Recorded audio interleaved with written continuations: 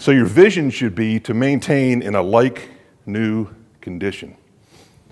I love saying that because everybody looks at me and goes, oh God, this is going to be expensive. It's actually cheaper. Think of your car. Your car is a great example. It may have a scratch, it may have a dent, it may need a bath, but does it work in a like new condition?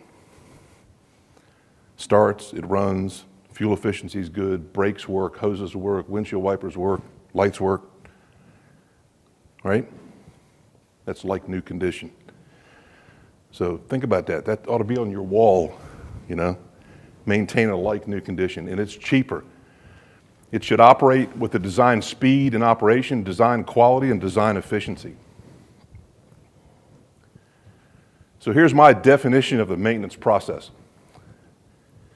It's a proactive process developed and managed by the maintenance or facilities, whatever you want to call yourself, which will enable it to maintain assets in a like new condition. I just came out of another presenter's PowerPoint, and he said, well, we can't get it fixed because IT won't give it to us. IT says we can't fix it because facilities won't do anything. A lot of back and forth. It's got to be a team effort. We've got to figure out a way to do this with everything you have. From the parking lot to the front door to security to your generators, everything needs to be in a like new condition.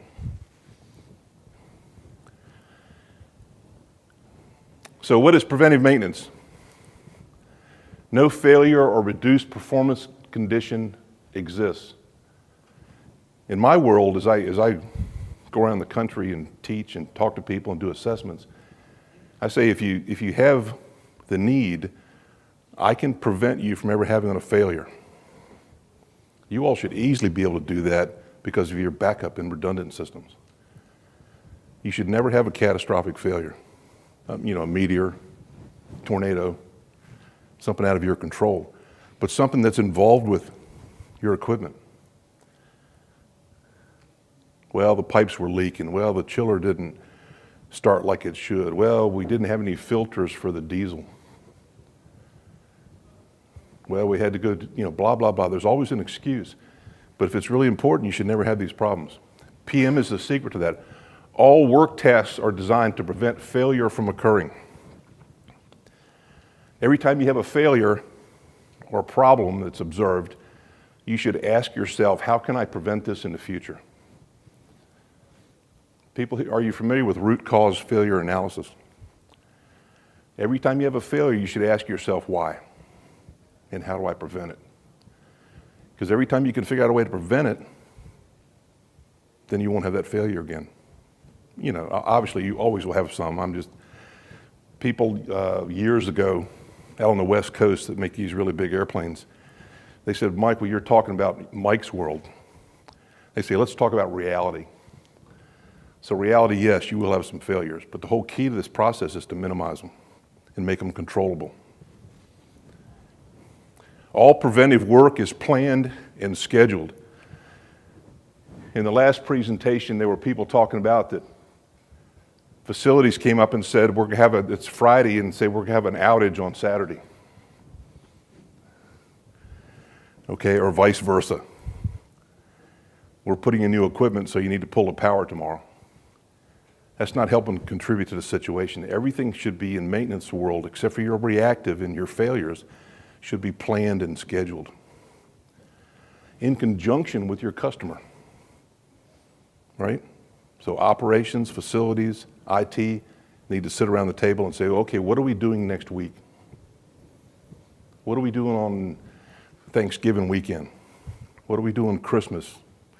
If you have yearly downtime, you need to be planning those a year in advance.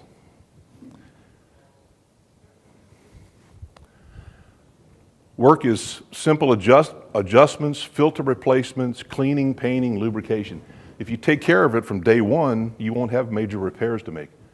It's minor stuff. Most equipment, if you take care of it properly, just doesn't wear out. It takes years and years. And a calendar or condition-based work scheduling. Calendar is what most people do, but one of the best ways is do condition-based. And by condition-based, I mean you take readings. All of you here take readings, right? I'm assuming everybody does. Logs them, writes them down. How many people have all of their readings they take in an Excel spreadsheet with a trend line?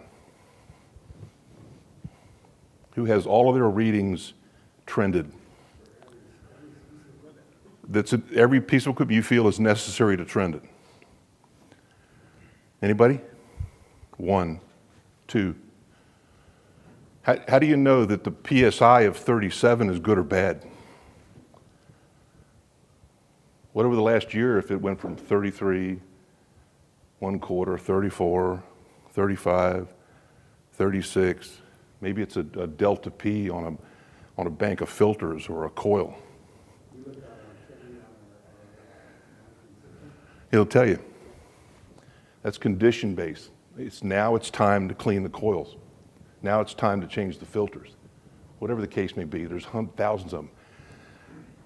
I did an assessment of a data center on the East Coast, and they were so proud that they were taking 2,600 readings every day. They walked around and took readings on everything. I said, man, that's impressive. That's a full-time job for a couple people. And they go, yeah, it is. I said, well, can I see your data? And he's like, well, yeah, sure, come on. And he walked me back and took me through a door. And it was a room about the quarter size of this room. And it had staple boxes stacked all the way 10 feet tall with paper in them. He said, here's all our readings. What good are they? 0. You got to trend it. That's part of the PM process. What's the pressure? What's the voltage? What's the amperage? All of those different things that you take. What's the levels?